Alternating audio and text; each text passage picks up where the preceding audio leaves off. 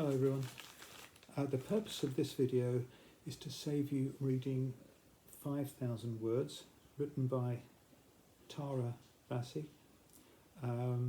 It's his story called Reboot. I had nothing to do with the writing. He did all that. I simply responded to it visually at his invitation. Do look through the PDF of Reboot. The images come across well. They bleed off at the edge, so they're different experience to the box set that I have here. So what's the story about? It's about CD225, a robot, also called Lucy during the story as well. And it's about identity. It's about artificial intelligence, and in a sense it does challenge that notion. At the end we see why. So in the first couple of pages, the writer manages to, through the storytelling, just give that robot several identities, several names. Can do, play on the idea of a tin machine, I suppose. So quite good. CD225, Lucy. Also Susie, Tin Can 5, and a whole load of other ones. I think I remember some quite some choice names being thrown at it in frustration, like Rusty Bucket and all that sort of thing. So it's quite interesting from that point of view, because it's its main theme. It's tucked away quite nicely in the writing. Essentially, there is an internal designation error.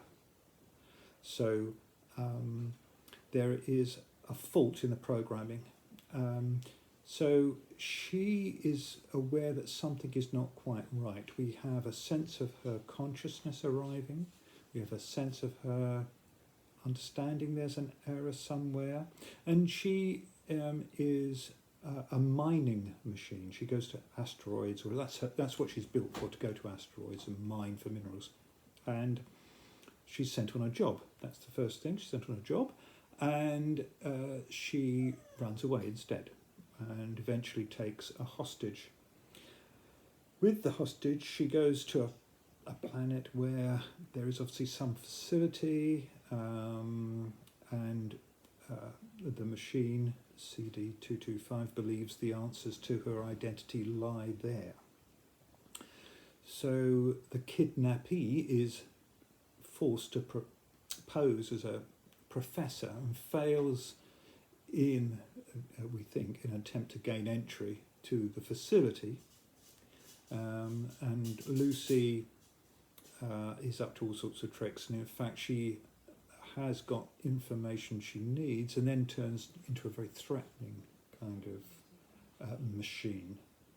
And the people in the facility are so scared and realise the potential of Lucy that they allow access to the vault, and at which point the person kidnapped is rewarded handsomely. They dance around with joy. A few of them, they enter with Lucy the vault, and they find human brains harvested for their intelligence, and these brains are set in some kind of glass cube.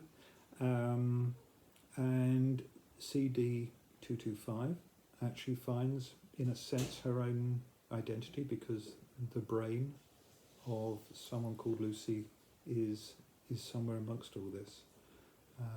And the true origin of her consciousness is kind of understood.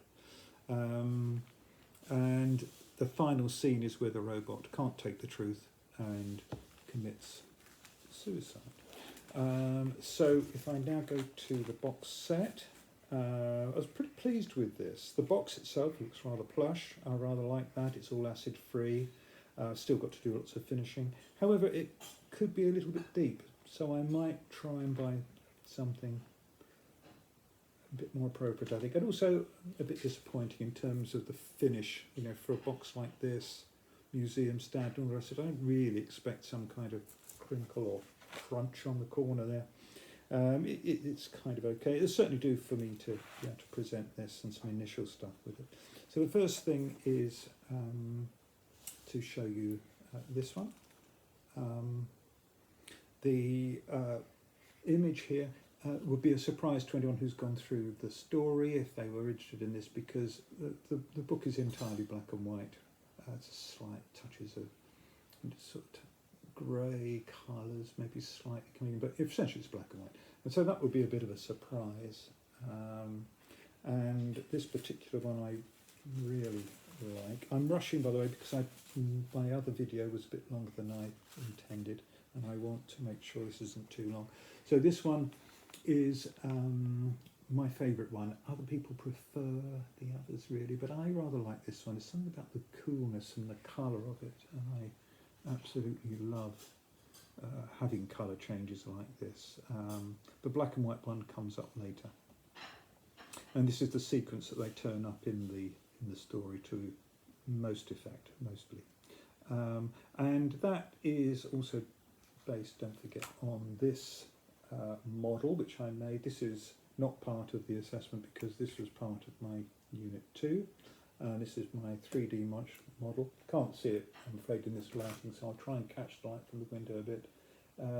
And it has a large, it's quite good for textures. And I did a few other models, but this was the one that became, in the end, used for the character of Lucy. And I do remember telling Tara that I would try not to fix the identities of the main characters. And one of the things I did in the end, and Tara was very pleased with, was fix the identity a bit by using these images. This is an interesting one, because this is the image that got the whole thing going, and by that I mean Reboot, and I mean digital art as well. It's been used as end papers, and this image gets repeated in different ways, slightly different textural backgrounds, but also what you think is a repeat, actually each time there is another name or a little code for the machine going in there. So for example, in this one you can see there is some colour in here, which is just a nice little touch, I think, to come in the middle of all that stuff. And hidden away in this image is the name Susie, and a couple of hidden numbers as well.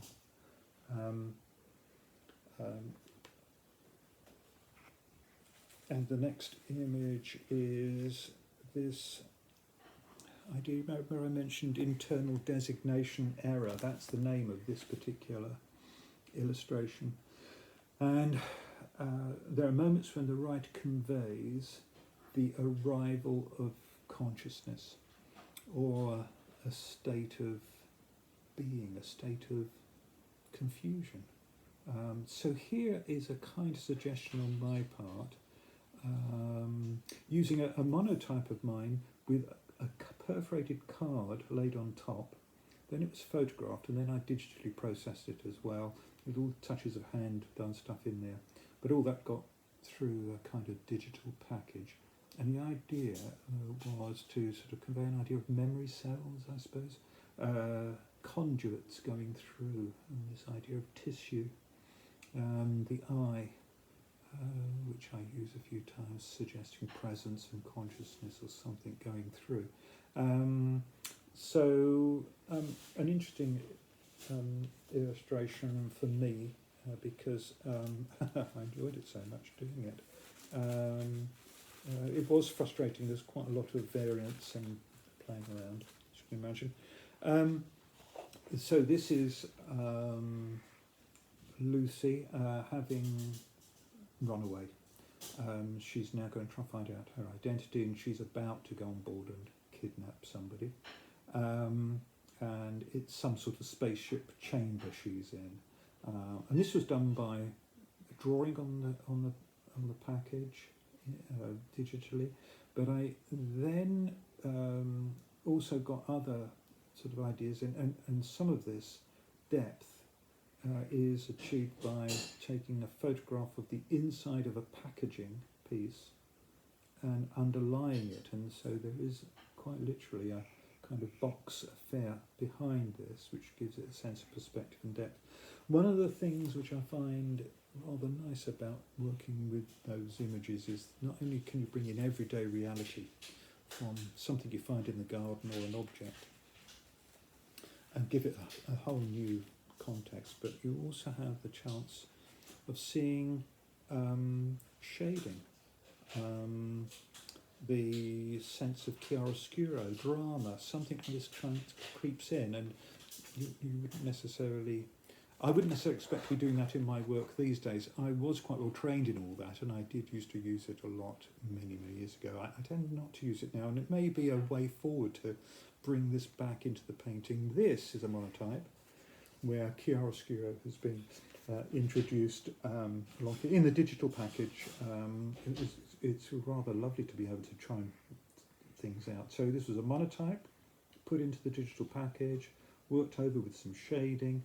There is there are one or two little hints at perspective just touched in, so it's quite good fun. And it's the only horizontal image in the book.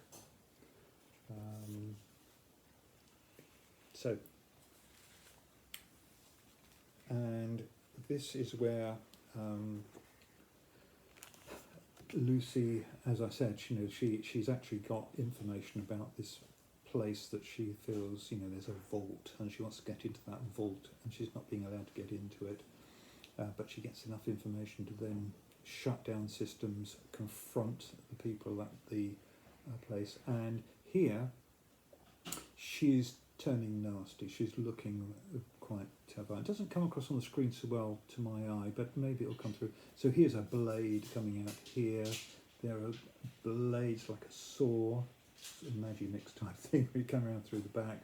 There's a blade of a knife coming up here, a blade of another knife coming up here. There are sort of pointy bits now in the body itself. And the image was taken out, one of the images used in this, there's quite a lot overlaid. There's nice depth to this one as well. There's trees in the background, and in fact I went in and they don't look like leaves entirely, and I went in and I just sort of pointed those up so they were quite sharp. And there's a willow tree in the background there. So that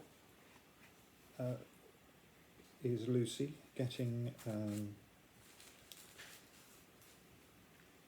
rather fierce. Here she is again. This is the one that Tara chose for the front cover as well, and it was the first of the sort of images. Yeah, this is where I took an engraving from the early 19th century, which was in the Wellcome collection, which has all been sort of credited in the PDF as you'll see, and it was this amazing engraving of a brain, and I used to love looking at some of these old engravings years ago, and I managed to get buy a couple, but here's the brain here and the cortex coming down. And when I overlapped that over some of the artwork and images of this, and I'm not going to pretend it was a load of work, I had great fortune with it. It just came together with this extraordinary kind of head, the sort of rich textures, and the kind of brain echoing the shape of the head, and this idea of something really, well, quite interesting really. So I mentioned where the person who gets kidnapped and has to sort of do some of the dirty deeds to get somewhere is then richly rewarded, and here we see that very early digital coding piece being solarized and then put over this is just a charcoal drawing that I did. I just made a charcoal drawing of a figure dancing for joy. So this is a combination of those two images. Not much fussing, really. It's a question of once I'd got the solarization and I put it over the top. It was basically a hunch for being able to give it the right feel for the book, and we feel it worked. The bank vault, or the way into the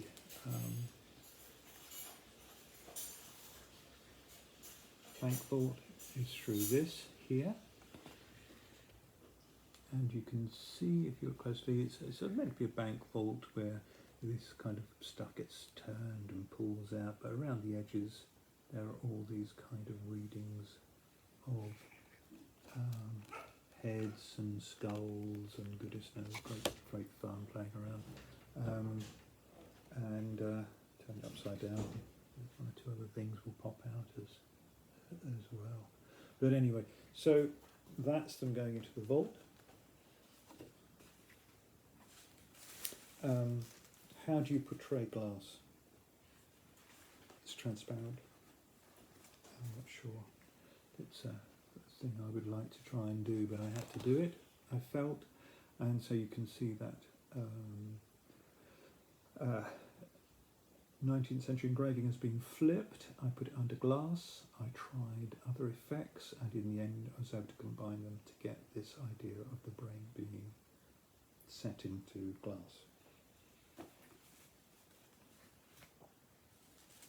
And then there is the suicide at the end. So how do you portray the death of a robot? So here you can see the digital coding being overlaid and this strange kind of image going towards some kind of other world, the other side.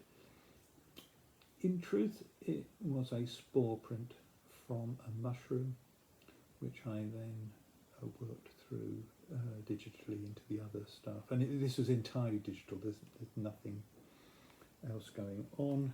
And finally we have some more of this image, again with a different coding going on in there. And that's it. Thank you very much.